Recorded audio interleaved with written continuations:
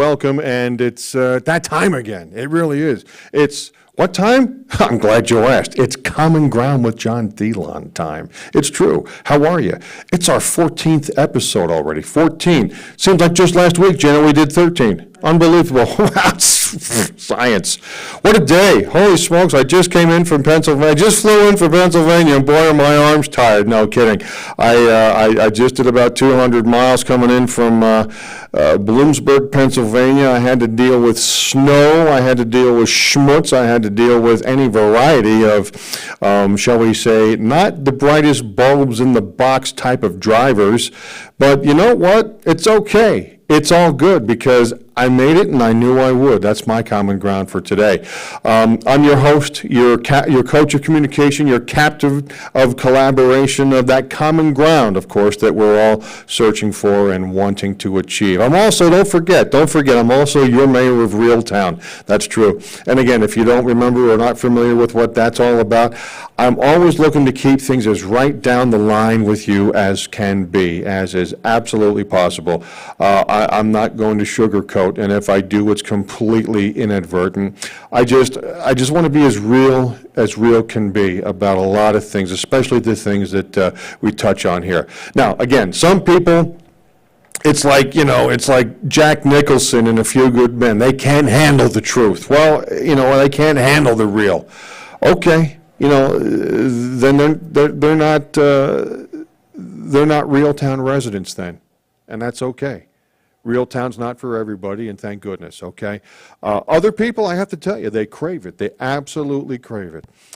As always, we're coming to you today from the studios of Hamilton Radio at the convergence, the intersection, the confluence, if you will, of State Route 206 and I-195 here in Hamilton, New Jersey, thus the Hamilton Radio, don't you know? Just mere moments, I mean, literally right up and over to Trenton. So, I usually have to wash when I get home if I go toward Trenton, but I digress. Hamilton Radio, HamiltonRadio.net. We're an iHeart radio station here at Hamilton Radio, and Hamilton Radio is the flagship station of Common Ground with John THEILLON and the exceptional radio broadcast network, otherwise known as the ERBN. So, big stuff right now and coming soon. Yeah, soon. So I got to tell you, and Gino, we had this discussion the other day. I was listening to Hamilton Radio. I guess it was Monday or Tuesday, like I always and or often do. And it really is. It's not because I'm affiliated or associated. It's the absolute best in music.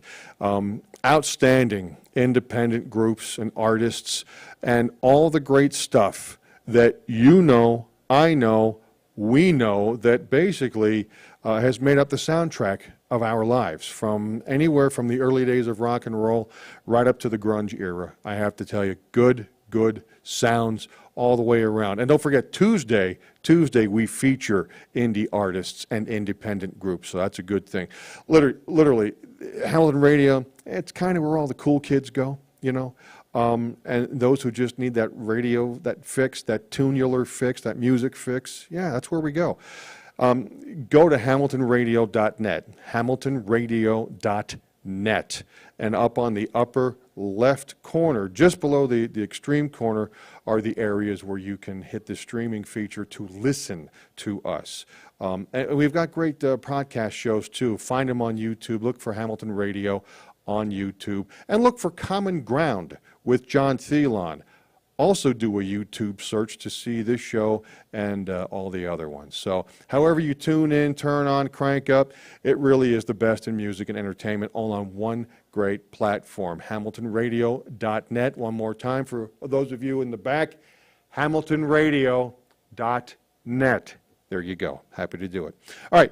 Today I want to touch on 9 words. No, not the 9 words that are, we're from the government and we're here to help. No, those are the ones you never want to hear. Those 9 words, you never want to hear those 9. I'm talking about these 9 words. Just because you can does not always mean you should. Yeah. I first heard that, I'm sure it's been around for a while. When I first heard it from a fellow semi-football friend, a colleague, a player, and a coach, Travis Grobes, or T, as he's called, Coach T or just T. This would have been around, I'm going to say 2006 or so is when I first heard that out of Travis. At that point, he was the quarterback for the 8-man semi-pro team that I owned, that I coached, that I played on, called the Susquehanna Valley Stallions. We were part of a league that I had founded as the Pennsylvania 6-man football league, but then we grew it into 8-man. He led the Stallions to a bunch of wins. I have to tell you, a bunch of wins. He got us through, and then we endured a few losses, not many. But along the way, his outlook was distinctly different. You see, Travis, he's a lefty. He's a southpaw. And a left-handed quarterback on any level of football is very, very different, very, very unique, very, very rare, okay? And with that in mind, the opposition, the opposing defense, they've got to game plan differently, looking and ultimately largely going in the opposite direction that they're used to going. It's just different. Here's a little football 101, kids, and I'll share this with you if nothing else as just a little informational nugget. You see, the lion's share of quarterbacks in football, whether it's pee-wee, midget football, Pop Warner, right up to the pros, the lion's share of quarterbacks are right-handed quarterbacks. So when they get the ball snapped, you know, whether it's under center or whether it gets snapped back to them a few yards in what they call a shotgun formation, they're running or shuffling to the right because of their being right-handed, okay? So with that, now think of being on the other side of the ball. The defense will be looking to their left side to counter the offense going to their right side quite often. Not always, but very often times. A couple of examples. Steve Young of the 1990s 49ers, Mike Vick of the Falcons, later on the Eagles, they were lefty pro quarterbacks, as is Tua Tagovailoa down in Miami. He's with the Dolphins, and I tell you what, this kid's going to be good. He just needs some people, some linemen to block for him, but I digress. Again, he's on his way, and he's a lefty. He's good, all right? Lefties, they're doing the same thing, folks, as the righties on the football field, these quarterbacks. But they do so heading, once again, largely in the opposite direction. They're not going that way.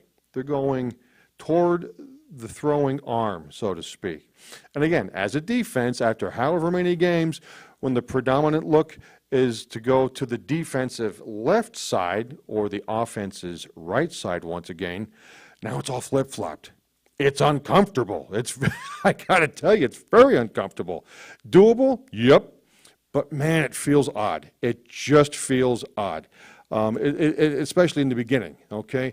Now, you know, somebody may think, big deal. Just do the same thing you do, but go in the other direction is all. Talk about easier said than done. It just, I don't know why, it just is. I mean, we're creatures of habit, folks, and it's a little off-putting for the opposing defensive team to go the other direction. Now, I tell you all of this because Travis, he's an outstanding football guy. Superb football mind he has.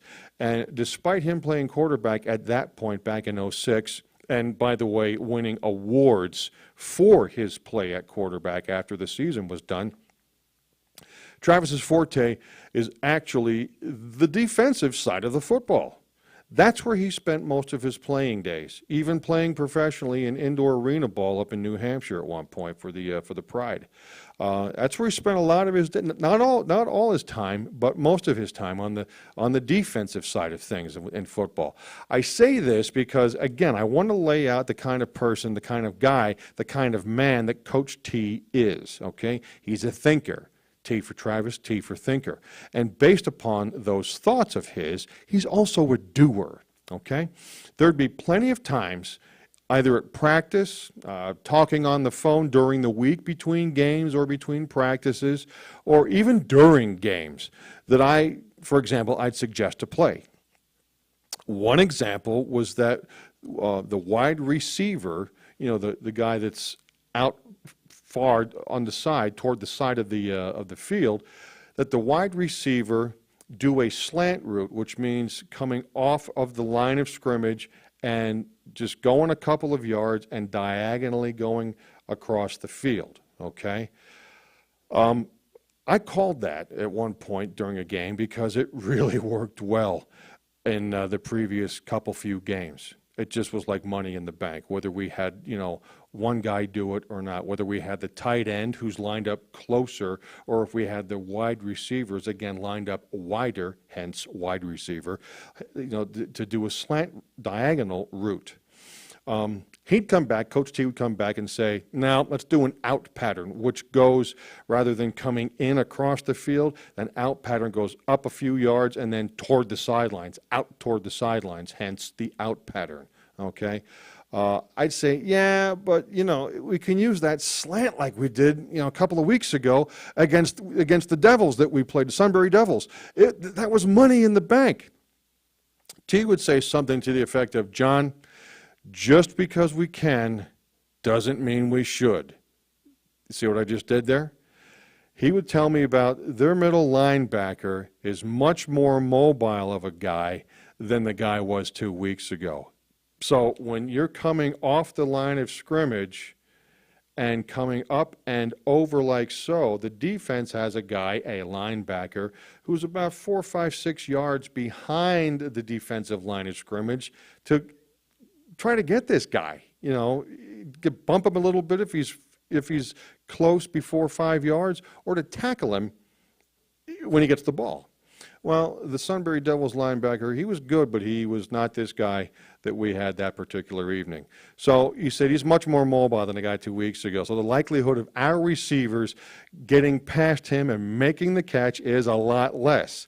But the defensive cornerbacks, again, the guys on the edge of the defense toward the sidelines, the out pattern, stick with me, they're notably shorter than our receivers, and not quite as fast either. He's noticing this. He's watching because he's coaching and so forth. He said, I can loft, he's also playing, but he's coaching as well. He says, I can just loft a pass to John or to Marv, our receivers, pretty easily, and if they don't catch it, I'll throw it in such a manner that it'll just bounce out of bounds. No harm, no nothing, no interception, no nothing.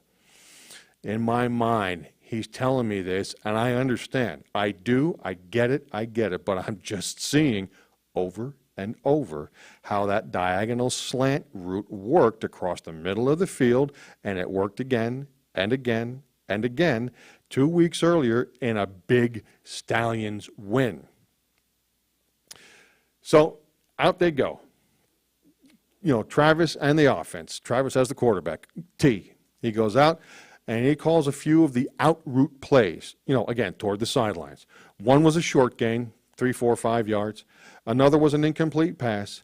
And as he predicted, another was a bobble with the ball harmlessly bouncing out of bounds. No trouble, no nothing. Now, there was no punting in the league at this time. So it was 4 downs of active football, not 3 downs and a punt like you see so often on television. Well, another 3 and out for the Eagles. Well, no, there was no 3 and out. It was, you got 4 downs, use them. So now we're at 4th down. And as can happen with me, the previous 3 downs frustrated me a little bit. Me? No. Yeah, a little bit. So as the head coach, rather than letting my quarterback stick with it, I called the next play in to be that diagonal slant route for the receiver. So the receiver lined up to the right of the formation over on this side, okay, the right side, of course. He'd come off the line of scrimmage, go up about 2, maybe 3 yards, and again, slant across the field, diagonally to his left. Remember, T is a lefty, so as John or Marv is slanting toward his left, T can roll out a little bit, get himself set, and bap. Okay, that was another thought I had on that, okay?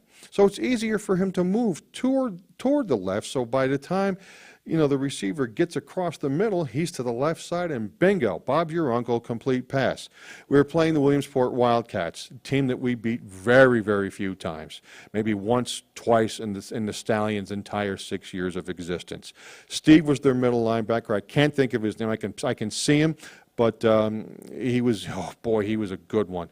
Their middle linebacker, about 5'11", 6 foot tall, 220, and he hit hard. He was fast too, and being a little older than most of the other teammates of his, he might have been in his early 30s, maybe. Okay, he was also a smart guy. He was a thinker as well as a player. He used his brains equally with his brawn. So T lines up the Stallions' offense. The ball snapped. T slides to his left a couple of steps, looking for John, our wide receiver, Johnny Kark, who's coming across the middle on that diagonal slant route. He was open until he wasn't.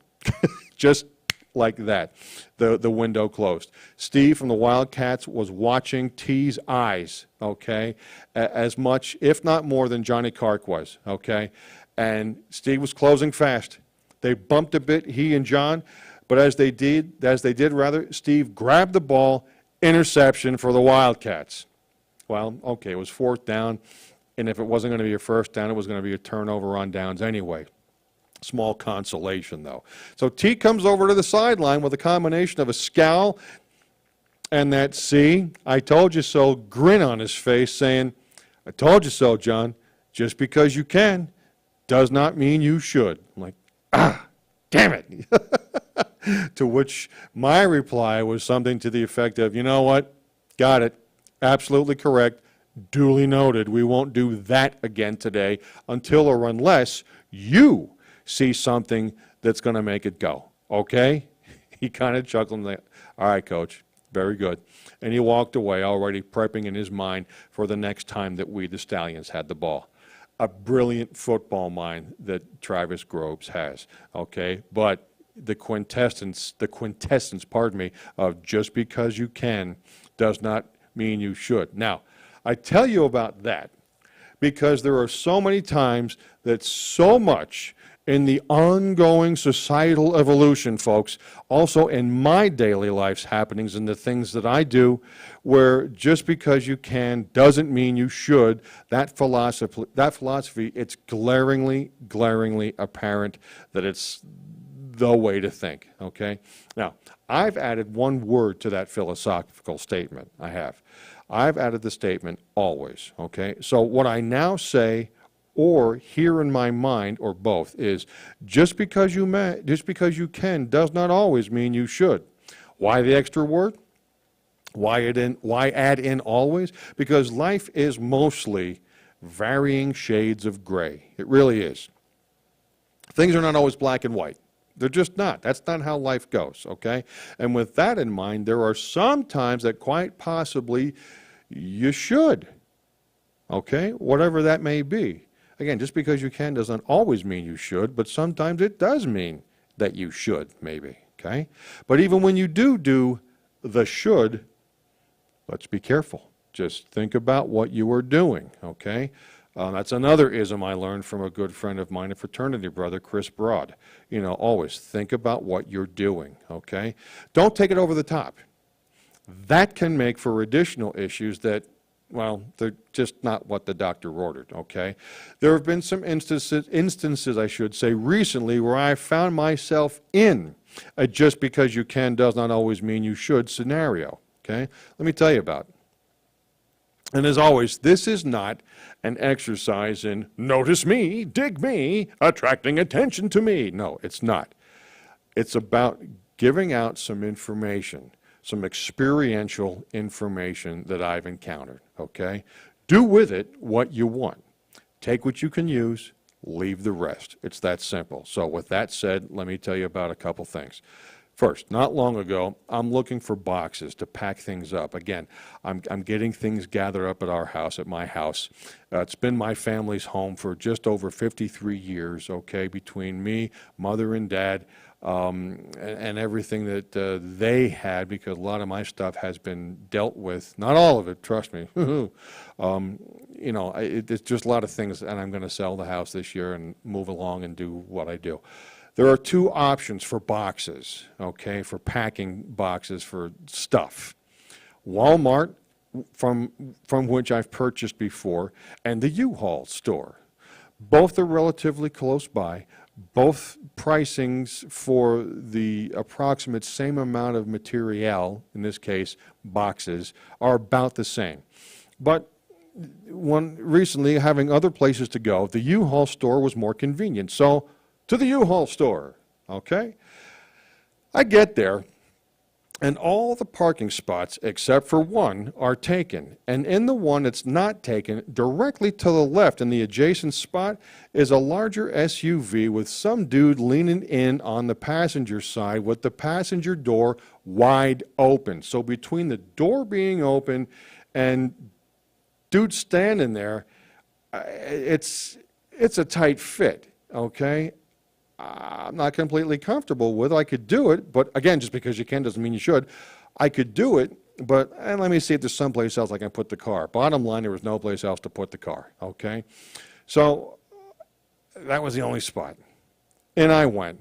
I got to where I would usually, here's this guy, I got to where I would usually stop and park almost parallel with him, but again, the door was open and there he is standing, and I'm like, come on. So I moved up. Now I'm on the sidewalk to the front of the building.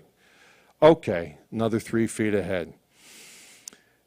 So this way now, my driver's side door is more toward the front fender, the passenger side of this SUV, ahead of the open passenger door. Needless to say, I'm a little bent out of shape that yet another my idiot was doing what they do. I don't care for that. So as I get out, I make what I thought was a completely under my breath remark about these, quote, freaking idiots, blah, blah, blah. Seems that my real radio announcer guy voice carries a little more than I thought. With that, I hear this scrawny little Skeletor-ass looking dude with the wide open SUV door that's in my way once again. He gives me, what is he, De Niro? He's like, you talking to me? And I just calmly, believe me, I can't believe it myself, but believe me, very calmly looked back and said, well, if it fits, wear it. And I walk away. Again, just because you can does not mean always that you should. I walk away heading into the U-Haul store. As I do, here he goes. He starts in with all these little shots. F-U, eat S, a-hole, yada, yada, yada, yada, jerk off, mother effer, blah, blah, blah. And I laugh. I laugh at him, just like Henry Hill in Goodfellas. You know, when he and Tommy get home at sunrise and they get an earful from his wife Karen and the mother-in-law when they get to the front door, where have you been, blah, blah, blah, blah, blah. And the Ray Liotta character just goes, turns around and walks away. That's what I did. I gave him the old Ray Liotta, and I turned around and walked into the store, okay? Now, let me tell you something. Those who maybe know me may or may not disagree, but they probably would. 15, 20, 30 years ago, anywhere from my late 20s to my late 30s, early 40s, I'd have simply walked back to that cotton-picking SUV, grabbed that wide-open passenger side SUV door that wise guy was standing in, and further open and close, open and close, and open and close that door on him. Hard. Repeatedly. Many times. You know, pounding him a little bit with it. I got to say, in my mind, I actually saw it happening. I did. And, technically, I guess I could have easily done it. But again, just because you can does not always mean you should. Not to mention, in this, tertiary at most, not to mention that I had no idea about if and or where they had any security cameras placed. And again, seeing as how it was right near the front entrance, chances are that there was a camera nearby spying on everything going on nearby. So now, had he actually started something other than his stupid mouth, well, that might have been a different story, but probably not, but I don't know. Because what I do know is at age 58, not 28 or even 38, I'm still me, meaning I just may have something to say wink, about the knuckleheadery or the ass-hattery that people think is okay out there. But I really have no inclination to actually start anything. I really don't. And even then, too, I've had stuff started at me, and I just let it happen because, yeah, I could finish it, but what for, okay? Now, again, if something is started at me, details, of course, being the key, like I say, I may consider finishing it. Again, probably not, because, again, 58 years of age versus 28 or 38, it's a whole different ballgame now. Plus, I'm a lover, not a fighter, right? You know, okay? No, but when it comes down to it, and for many reasons, I'm cut anymore out of this bolt of cloth, the just because you can does not always mean you should piece of cloth. This versus being part of the blow up and deal with the fallout later contingent. That was yesterday, and many yesterdays ago, by the way.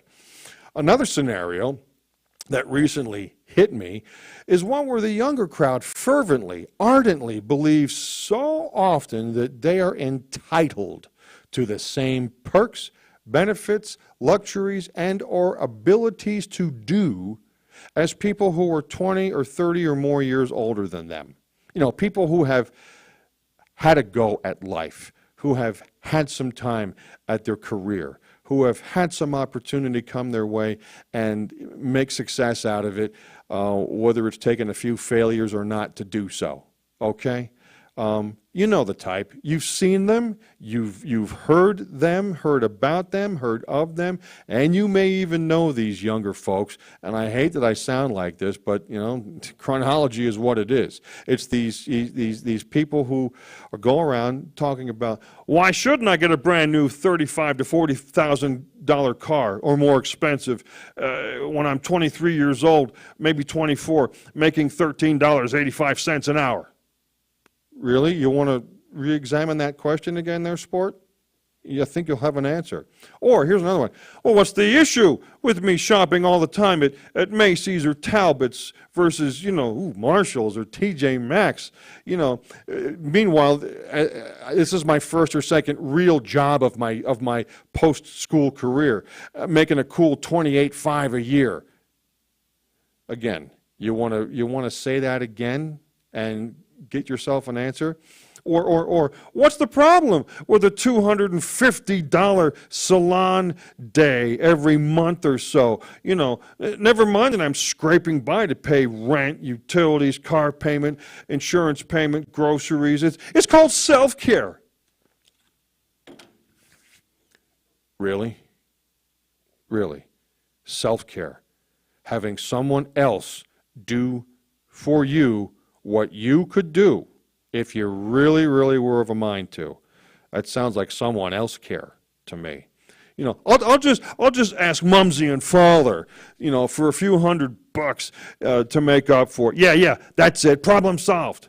So you're going to run, you're 29, 30 years old, you're going to run to Mumsy and Father to put a financial Band-Aid on. Listen, it's not about the $35,000, $40,000 car, the brand new car, by the way. If you have the financial ability, age be damned, do it.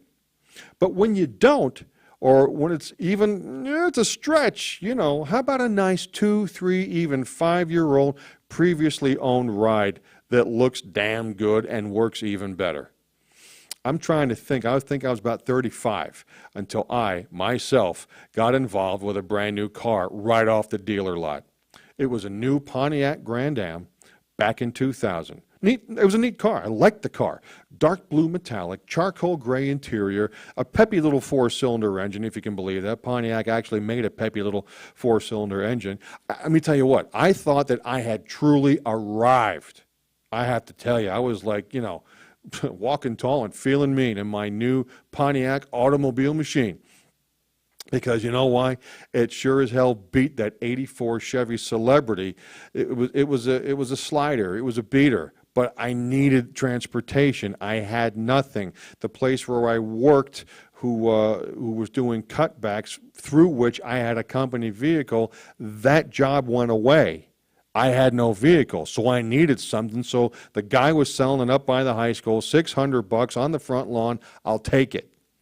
Okay? And after about, 9-10 months of that nonsense, I finally was able to get the new Pontiac Grand Am. But so what? So what? I had an 84 back in year 1999, 2000. Big deal. Okay, swallow your prides. You know what I mean? Just because you can get the brand new car and the accompanying brand new car payment, because this just in, they're not paying cash for this 999 times out of 1,000 and even 1,000. Just because you can get that new car and the new car payment that goes with it doesn't always mean you should. Okay? It's not about Macy's or Talbot's versus Marshall's or TJ Maxx or even a thrift store or an outlet store for that matter. Lots of outstanding finds in places like that. I've got to tell you, you just have to nose around a piece is all. That's it. I had a buddy in my neighborhood whose parents sent him to a private boys' Catholic high school starting, I don't know, 9th or 10th grade, I can't remember which. His mom and he went shopping for his new school clothes prior to the first year he went there because it was shirt and tie and jacket, parochial prep school, all right? You had to wear that. That was the rule, dress code. Shirt, tie, jacket, no jeans. No jeans. I may have mentioned through some of my other programs here, I also went to a private school. It wasn't a Catholic boys' school. It was a co-ed, just a private school, about 5-6 miles away from where he went, actually, okay? I had been there since the 7th grade. So I, along with my mother and dad, we knew what to do, how to do relative to the dress code. So I was comfortable on one hand, but compliant with the dress code, which I hated on the other hand, okay? So dig this. My buddy's mom, we'll call him Mick. Mick's mom was given X amount of money from his dad. Again, it's like 1979, 1978, so that's how it worked still for some people. Dad gave mom the money, and mom went and did, okay? She insisted on going to the fancy stores, Macy's, Bamberger's, JCPenney, wherever the hell else, okay? She insisted on going to those places and getting the higher priced things for him to wear to school. Nice, right? Wrong. False. She only ended up being able to get about 3 days worth of clothes for my buddy to wear. So on any given week, Mick would have to re-wear things once, oftentimes twice at least, okay? Junior high school age kids can be cruel. Believe me, I know, okay? And, well, here's the thing. I understand that they caught on that Mick was only wearing about 3 sets of clothes in any given week. So you know what they did? They started giving him the business about it, calling him little poor boy or some freaking thing like that. Nothing further from the truth. Let me tell you what. Mick's dad had a very successful business, making very good money, and they ended up moving to a not too many years later, him and his parents, probably 5-6 years later, moved to a very affluent area down toward the shore area in New Jersey. If you know anything about that, you may surmise where it may be. But again, little poor boy, which he was not. Well, and knowing how my buddy is, that was not going to go well. It didn't. The outcome was less than great. There were fights and scuffles and, I guess to the principal's office or whatever they were called there, more times than necessary. Again, that's a possible story for another time. Now, on the other hand, because of having been there and done that for a few years and kind of seeing how it works, by the time I got myself to about 9th or 10th grade, my mother would take me to a neat little shop in Milltown, New Jersey called Ray Kimber's Outlet. Ray Kimber had all sorts of Levi and Wrangler jeans and corduroys. Remember the thin, the thin corduroys? Oh, Gino, this in. There goes Gino the Dancing G out of the studio. He'll be right back after these messages, after this fire's put out. I don't know how there's a fire. It's raining like crazy outside, but that's okay. There you go. The life of being the only man in one's family. Thank you, no. I'm just saying. So at any rate, Ray Kimber's outlet over in Milltown, New Jersey had all sorts of stuff. Yeah, the jeans and the painter's pants and whatnot, but he also had the thin corduroys, not the big wide corduroy, but the thin Lee and Levi and Wrangler corduroys. He had shirts, you know, button-down shirts, socks, and whatnot. I mean, he had it all. Okay, the prices were outstanding. He bought right, so he could sell right to the public, okay? Also, back to my school, there were no jeans allowed at school, okay? No, there wasn't even a special dispensation day where you can wear whatever you want. No, never happened, okay? But the corduroys, the thin cords, you know, the thin pattern cords, money, oh yeah, on that. And seeing as how Ray Kimber, his shop was an outlet in the true sense of the word, the selection was usually pretty good too, along with the prices being dynamite, okay? So I got dark blue, light blue, dark green, dark brown, medium brown, tan, and off-white, the thin pattern corduroys, 7 colors of cords, 7 colors, okay? Also, Mother, I got to tell you, she was the bargain queen up until almost the day she died, okay? She'd buy things, you know, when I was in school that were originally priced at, say, $85.99. She'd get them for $15, like a nice winter look sport jacket she found. It was spring. It was like April. She's like, now, I found this for you. It's your size. It should fit, and it did perfectly. It's going to be a little warm now that we're into spring. Well, I wore it a few times that year until it got warm, and then I got it back out that next fall, okay? So, but the reason she got this for $15, because she got it in the springtime, after the winter clothing season was over and done with, well in the rearview mirror, certainly well after the late summer, early fall, when everything for the winter is full price. Okay? She bought right. The stores want to move it out of here. All the warm weather stuff's coming in. So never mind $85, take it for $15. And they're still making money. Okay? Anyway, so we would get shirts too from Ray Kimber's outlet, and we go to Marshall's, you know, and so forth, back when Marshall's was really, really, like, you know, good stuff and outstanding prices. I haven't been there in years, and I understand it's still pretty decent, but this is back, again, I'm going to say circa 1979 through 86 or 7, because I went there even during and after I was done with college. So I liked looking the part that I like to look. And we would get 2, 3, 4 things for the price of one thing that was not on sales at Macy's or J.C. Penney's or whatever. I continued this until I was in my early mid-20s, until I moved out in '87. Plus, here's another one. Whenever one of mother and dad's friends or neighbor ladies was cleaning out, you know, the closets in their homes, they knew, for example, to get with Nancy to see if John could use some of Joe or Frank's dress shirts that he no longer wants. Perfectly good shirts. Damn near new. But here's what happens. You know, you got some of these guys, and I'm experiencing it myself as a man of a certain age. You get some of these fellas, like Mr. Natep. He, for example, he put on some weight, it seemed, and was having a little difficulty, you know, buttoning up his shirt. So, you know, his gain, his weight gain, was my shirt gain. So hell yeah, I'll take them. And I did, okay? I made them work. I did. Mother, you know, would typically nowhere near do what my mom would, my buddy's mom would do, rather. I'm guessing, you know, if she came within a spitting distance of like the top priced stuff, she ended up coming home with more things that were discounted so deeply that it was no big deal if she paid at or close to full price, because sometimes it's just worth it, okay?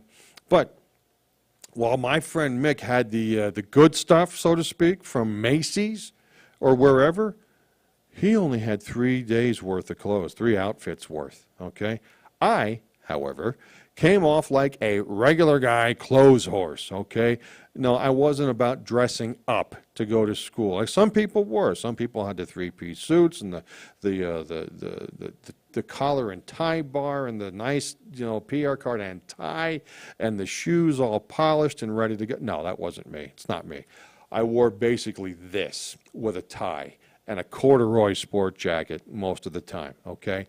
I had 7 pairs of cords, remember? Probably 24 or more shirts, button-down shirts, including flannel shirts because they button down and they're warm in the winter, so why not, okay?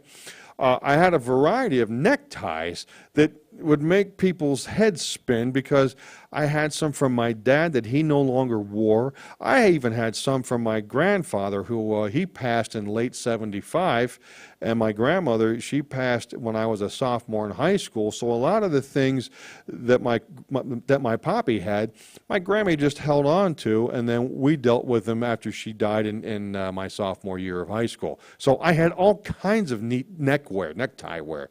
Plus, again, the bargain bin purchases at Marshall's. Okay? Folks, I had clothes coming out my kazoo. Mick only had 3 days worth of stuff. Again, just because you can shop at Macy's, Talbot's, The Bon-Ton, Wallach's Men's Store, J.C. Penney, and so forth, just because you can does not always mean that you should, okay? Here's one as well, okay? Up to a few years ago, and for many years before that, going back, probably, if not junior high or high school, so this would have been the mid to mid-late 70s, living in East Brunswick, New Jersey, I would get, or coming back to visit, or both, I would get my hair cut at a men's salon called Gentleman's Choice. Hello, Gentleman's Choice. Yes. Oh, Wednesday, 6:30 with Teresa? Very good. We will see you then. Click. Okay? You didn't just walk in. You had to make an appointment. Okay? It was the Gentleman's Salon. All right?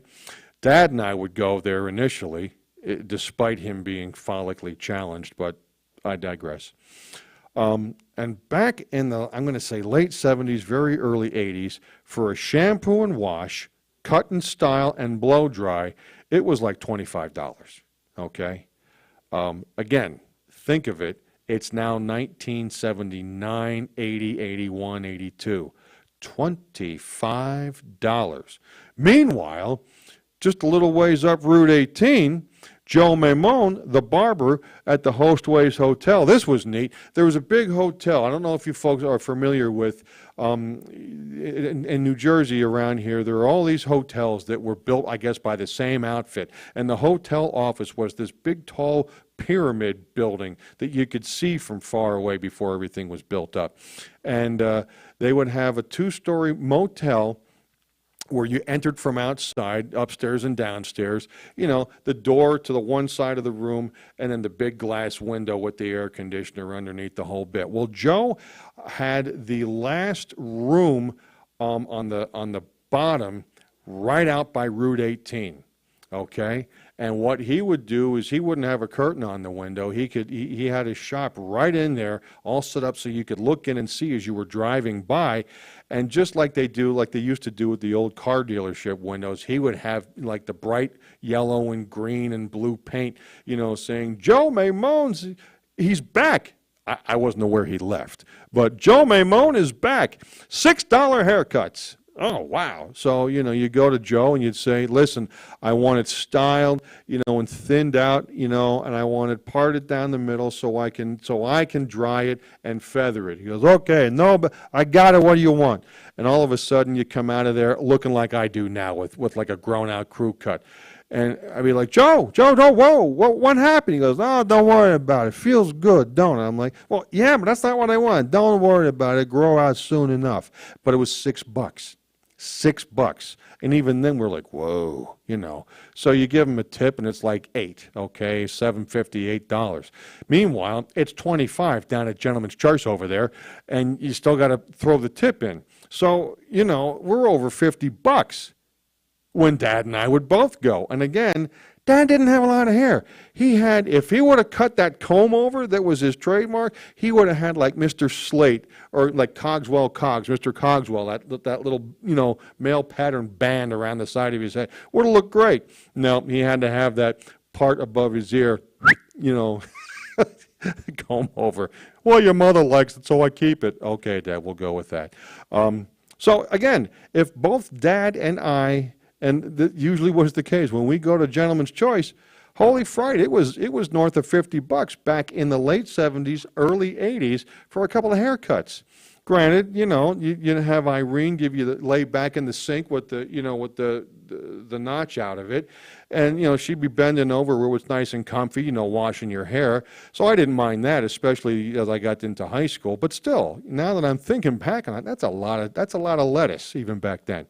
Teresa was the lady who cut my hair.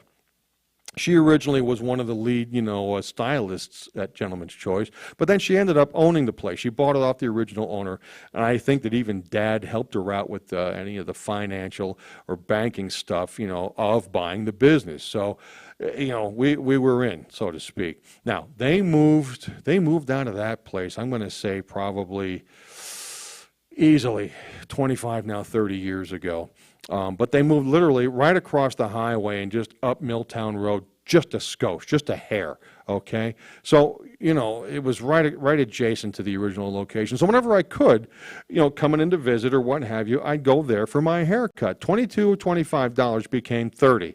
Then it was $40. Then it was $55. Last I knew, for a man's haircut, again, with the shampoo, cut and style, and the blow dry, it was $89.95 with a coupon.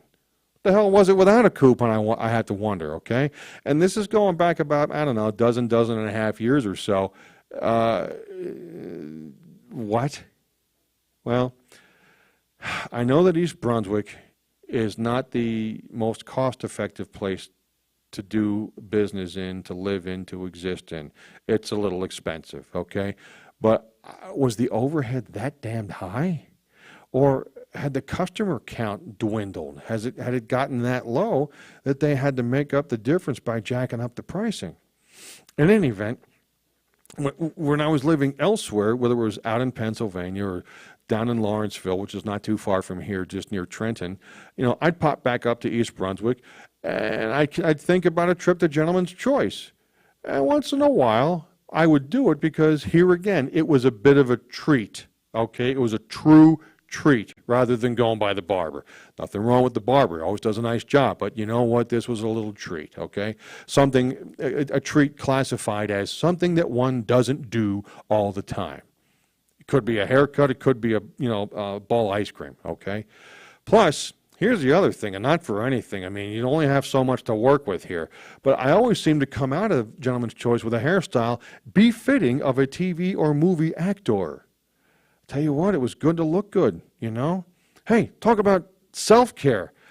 I was self-care boy years and years before we thought to even call it that, okay? But I got to tell you, once the prices started getting north of $55, never mind the $89.95, I was hard-pressed to go. I was pretty much all but done. And evidently now, so is Gentleman's Choice, okay? It could be that Teresa retired. Could be that she moved the business out of East Brunswick to someplace else. I think she was from Woodbridge or Colonia or someplace just up the line a piece. It could just be that it was time to close it up for good. Maybe, the supply and demand for such a place was no longer what it was. And this is going back before COVID, so COVID did not weigh into this. I just know that these last few years being back in town, they are not where they moved to that time 25, 30 years ago.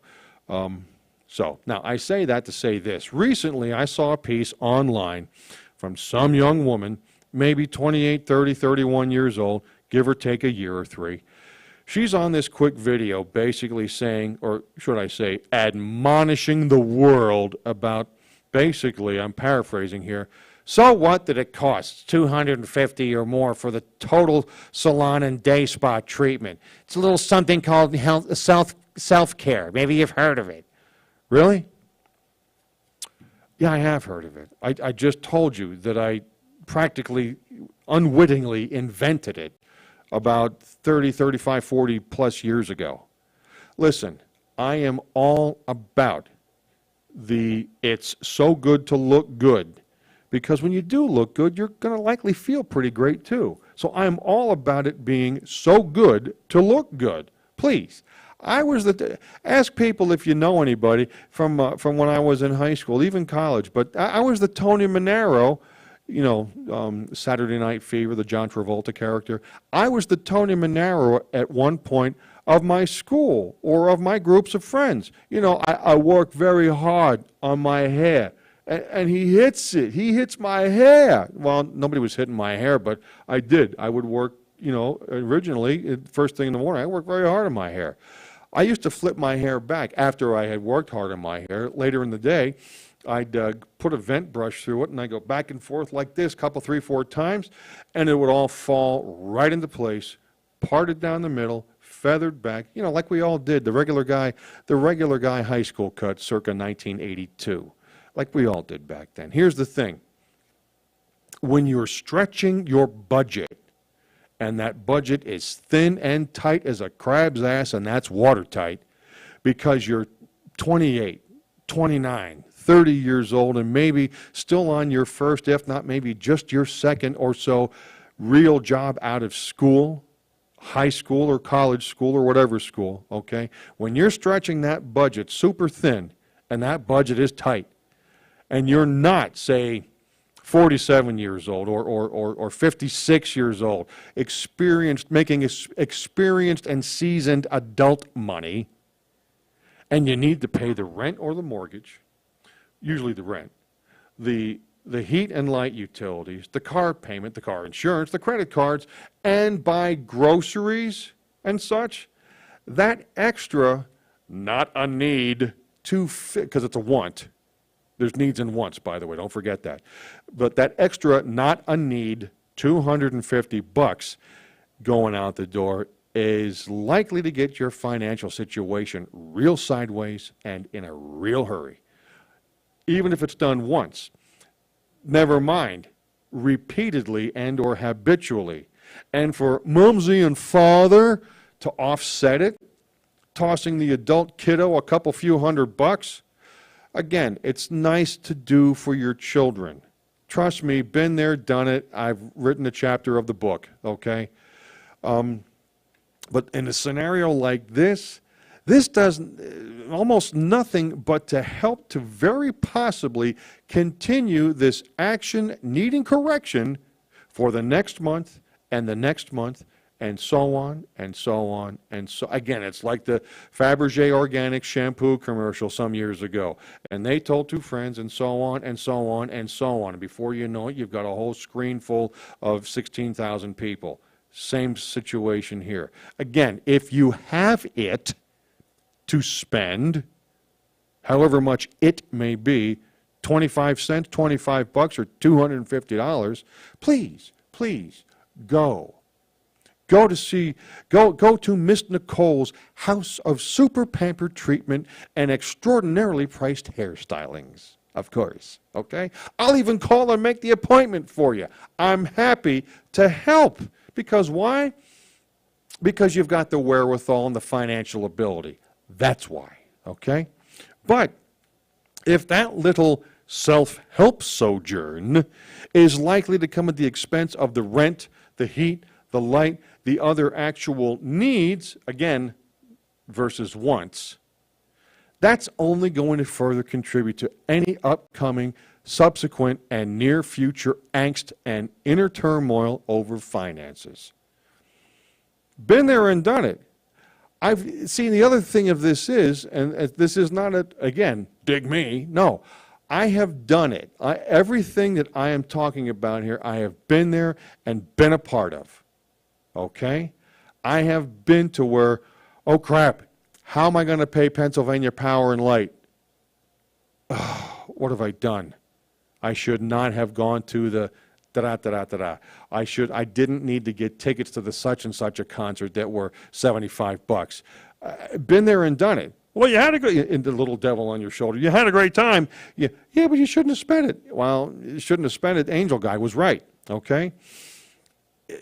Again, by doing this over and over and over again, it's only going to further contribute to any upcoming, subsequent, and near future angst and inner turmoil over finances. And people like this usually, oh, I need to self-soothe myself, or I have some anxiety, and it's just the way it is. And I'm not belittling people, but it's just, a lot of folks like this do these kinds of things because they feel the need that they have to. But the more they do this, the less money they have. The less money they have, the more they have anxiety. The more anxiety they have, the more they do this. You see where I'm going? It's circular behavior. It's circular thinking, and it's circular actions. That's all, nothing else. Men, guys, why not get yourself, it's 2023, it's 2023. Sadly, it's no longer 1978. I hate that, but what are you going to do? So, with that in mind, Joe Maimone and his $6 haircut has gone the way of the dinosaur. Sorry, but it just is what it is. And let me tell you what, if there's someone out there giving $6 haircuts, I would have to be good and confident that they were even halfway decent, but I digress. Guys, why not get yourself to a good $20 to $25 haircut barber shop? That's what I do. I go to the barber shop. I don't go to the men's salon. No, I don't, okay? Barber shops, believe it or not, continue to be kind of everywhere. Okay? Look for one, if you're not sure, for example, look for one like on a Saturday morning where there are a bunch of cars parked out front or in the lot or what have you. What that's going to tell you is that they're probably pretty good at what they do. Okay? Just like, the old adage for truck stops. The old adage used to be, I don't know if it is anymore, but, if you go by a truck stop and there's a lot of trucks parked there, you know that they serve good food. Same principle holds true here. If you go by the barber shop that you're not familiar with and you see that there's a bunch of cars out there rather than just one, maybe two, or none, I've seen that. Keep going. If there's a bunch of cars, stop there. Chances are they're going to give you a nice cut. And it's not going to be $89.95 or $110.87 till it's all said and done with tax tags and California license and emissions, okay? No, it's going to be $20-25. Still highway robbery, but again, it's 2023. Again, you're not going to the men's salon for $90 or more for a damned haircut. Yes, it's nice to have Irene bend over where it's nice and comfy to give you the shampoo. Believe me, I get it, okay? But is it $90 worth it? No. To me, no. Okay? You could get 3 or 4 barbershop cuts for the price of one gentleman's choice type of men's salon cut. Logic 101. Again, look for a place. You don't have to go on Saturday, but if you go by on Saturday, look for a barbershop that's got a lot of cars out front.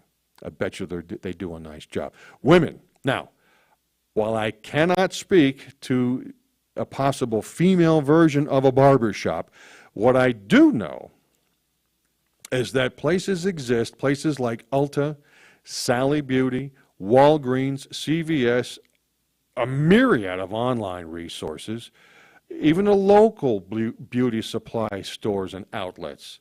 How about getting some of your goods from places like that? Just a thought, okay? And again, I'm not talking to those of you who have arrived. Those of you who are like, say, 50, 55, making damn near 6 figures a year, and you've got the disposable income to not have this be an ouch when you put, dozens of dollars down for a nail salon appointment, or if you put 100 or 150 down for a hair appointment. I'm not talking about you folks. I'm talking about the people who are stretching a buck from here to the moon to make it work, okay? That's who I'm talking to, okay? How about getting some of your stuff, your goods, from places, again, like Walgreens, CVS, local beauty supply, online resources. I bet Amazon is just full of stuff. Not that I'm any huge Amazon fan, but I'm just saying, okay? Ulta, Sally Beauty, I'm telling you, they're everywhere, okay? And if there's no need for any help with using these products, because sometimes you know what to do, I have no clue. I am not a makeup guy. Sorry. Nope. Okay. If you know how to do, rock on, man. Do your thing. Let it happen. Let it rip. nice. You always look good, and I'm sure you always have, and I'm sure you always will. Here's another option, okay? I just thought of this before, and I jotted it down in here. If there's one nearby, how about the nearby beauty academy? They're always looking for customers, so to speak, for their students, and usually the more advanced, ready-to-graduate students, to hone their skills. And that is, from what I understand, very affordable. Plus, these students are all up and on point relative to the latest trends, styles, and the ways to do what they do and what you'd like to have as your look, okay? Winner, winner, hairstyle dinner, okay? Again, there's nothing wrong. There's not one thing wrong with a Gentleman's Choice men's salon or a Tiffany, with a little heart for the eye, by the way, with a Tiffany's House of Hair and Self-Care. There's not, okay? Just like with the car or the clothing, having the financial wherewithal, the ability for it to happen is the key. That's the thing. Now, you could be 28, 30, 31 and have the ability, the wherewithal, the financial capacity to absorb a $250 salon and spa day, or to absorb a $90 guy's cut, shampoo, cut style blow dry at the men's salon. You may be, and if you are, do you. Absolutely do you. But if you're stretching and struggling and wondering, man, am I going to get the DiGiorno pizza, or am I going to get the Great Value store brand pizza? Let me tell you the ones I used to get. Great Value store brand, okay? Were they great? No. Were they adequate, satisfactory? Kind of, okay? And even all these years later, you can see that I pretty much do eat damn near every day, okay? Did back then too. But, if you don't have the ability, think about what you were doing. One more time, for those way out on the fringes, okay? Just because you can does not always mean you should. It's just that simple. Hey, once again, with things like this, there's no perfection. None, okay? It doesn't exist in this life. We can go after it, and we should go after it, pursuing perfection as relentlessly and as nonstop as possible, because by doing that, what we're going to get each and every time we do, I promise you, is increased excellence. It's true. And sometimes that means being a little frugal, a little thrifty, mindful for what your dollar is used for. Once again, 14 years old, my buddy Bob and I, we're mere moments, yea, a scant 4 years away from being, even less because we were already into being 14, 3 point some odd years away from being a legal adult. It's time that we know what it's all about. He asks his father, a civil engineer for the city of New York, a smart man and a good guy, "Dad, what's it all about?" To which the reply was, "Robert, two things. There's always going to be, number one, somebody going to try to separate you from your dollar. Number one. Number two, screw you, I got mine." And at 14 years old, he may as well have been speaking French, Greek, Italian, Swahili, whatever the Farsi, whatever the language, because we're like, huh? Well, someone's always trying to separate you from your dollar. Always. Could be the power company. It could be Tiffany's, House of Hair and Self-Care. Okay? Could be Gentleman's Choice. It could be the new car dealership. It could be Macy's or Talbot's or the Bon-Ton or J.C. Penney, or it could be Ray Kimber's Outlet for that matter, or Marshall's back in the day. Okay? And screw you, I got mine. That just means, you know what? Don't care about you. I got what I'm looking for. And that goes back to the needs versus the wants. The 2, 3, or 5-year-old vehicle versus, I have to have the new one. Okay? Or, again, Gentleman's Choice versus the barber shop. Or what have you. Okay? Or going to Ray Kimber's Outlet versus going to Macy's. Nothing wrong with Macy's. Got a lot of stuff from Sears through the years, too. pardon me, my mother and I did for me. And I was happy because I was happy with it, okay? Sears was not Macy's. I'm here to tell you. Sears was not Macy's, and it's true. We did find more for our life at Sears because the thing that was $15 at Sears was $35.95 at Macy's. I'm just saying, okay? Now, when you're of a certain age, again, working on the premise of this young woman I saw online, if you're, I don't know, late 20s, early 30s, believe me when I tell you, it only feels, looks, has the perception of it's going to take a long time for age 28 to become 58, okay? Along with all the financial rewards that supposedly, because we weren't there yet, supposedly come with being older in your 40s or 50s. That, age 28, that was 30 years ago for me. 30 years, 3 decades, okay? And I remember a bunch of it as if it were all going down, had gone down last week.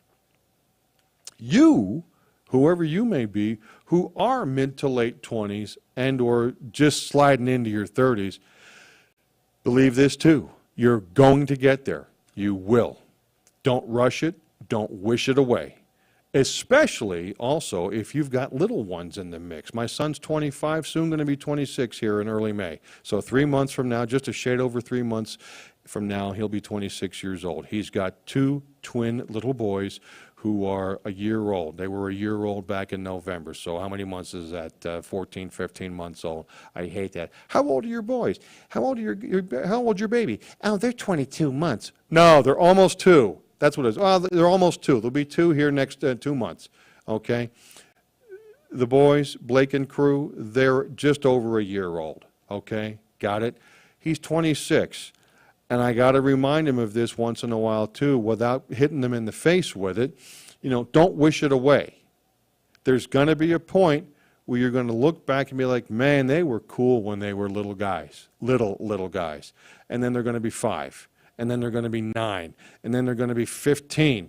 And then they're going to be driving. Oh, crap. Not 1, but 2. That's 2 pieces of insurance, son. Congratulations. You know, and then it's sports, and then it's college, and then it's a little job, and then it's this, and it's that, and who knows? Okay? It goes by just like that. Okay? 26 years ago was yesterday when Jack, my son, came into the world. And literally, don't wish it away. It'll get here soon enough. Patience, young Skywalker, patience. And in today's world of instant this, instant that, from food to communication, patience is truly a virtue that's becoming rarer and rarer, okay? And when it does happen, it's for quicker blips of time than previously. But let me tell you what, it's hugely, hugely worth it. Buckle in on that, muckle onto it, because it's very much so worth it. With that in mind, it's also worthwhile to think, truly think on, and have planned out your goals, what you want. What do you want? I used to ask my salespeople this when I was a sales manager. What do you want? And don't tell me, I want to be the top biller at the radio station. That's not what I want. What do you want? You want a swimming pool? You want a boat? You want to go see the World Cup in Australia back in 2002 when it was 1999? You want to go to Australia to see the World Cup? You want to go to the Super Bowl? You want to go to a professional baseball fantasy camp? What do you want? What do you want? I told my boss I wanted to drive a NASCAR stock car. And he said, I can make that happen. I looked at him, what are you talking about, Dan? How? He goes, never mind how. I asked you that question for a reason. Now, here's what I need you to do. Over the next 3 quarters, not even all 4, but over the next 3 quarters, you and your team, your sales team, just make the number. Do not lie, cheat, or steal. But at the end of 3rd quarter, at the end of September, okay, I want to see where it is. because fourth quarter is easy because in radio is all the advertising for into the holidays and fourth quarter and last of the year, and fourth quarter was very abundant. First quarter was a challenge. Second quarter could be strong. Third quarter was even a bit of a challenge. So I just let it go. We did our thing. We hit our number. And fourth quarter came around, and he said to me, so what do you want? I said, Dan, I thought we had this discussion back last December or January. Well, has that changed? I said, no, I'd still like to drive NASCAR stock cars. He produced a piece of paper and said, here are 3 places that do it down in the Carolinas. Do a little research, get back to me. Really? Yeah, do some research and get back to me. Okay. Tomorrow, next week? No, give it, it's October. Give it till the end of the month. Let's not be goofing around on this when we're starting to get into Thanksgiving and Christmas. Okay. So I got back to him and I found one. Randy Baker, Buddy Baker's brother. Buck Baker's one of his sons, NASCAR legends, Buddy and Buck. And even Randy was semi-legendary. He did good things until he started running a NASCAR driving school out of the Carolinas. There was an open slot or 2. This would have been in when we did this in '98. So this would have been April of 1999. And, you could go for a half a day, you could go for 1 day, 2 days, or 3 days. I picked the 3-day experience and to learn completely from stem to stern how to operate a NASCAR race car, okay? Dan said, here you go. Here's the company, American Express. Put it on there. Don't forget airfare and don't forget a hotel. What? Wow. Okay, again, it was a goal. And a goal, of course, is a dream. Remember this, a goal is a dream with a timeline that can be moved if necessary. So look in terms, when you do this, folks, of short term, meaning this year. Midterm, meaning the next 2, 3, 4, 5 years or so. And definitely long term, 5 to 10 years out or more if it's warranted. Okay? In the process, continue to relentlessly pursue perfection in that ongoing effort to get to excellence. That's the constant concept here, people, along with positivity, being upbeat, can-do, and of good cheer. And it's exactly the ticket. It's highly worthwhile, especially as we all continue forwards toward our common ground. Trust me here. Take it to the bank. Do not doubt me. And as always, by these things I stand, you should too. That's all of it. That's all of it. Once again, give the rest of this week your best shot. Have an outstanding weekend too, everybody. I'm going to slide on out of here for now, okay? Thank you for your time this time. Until next time, God bless you as well. This has been Common Ground with John THEILLON. Thanks for watching and thanks for listening. So long.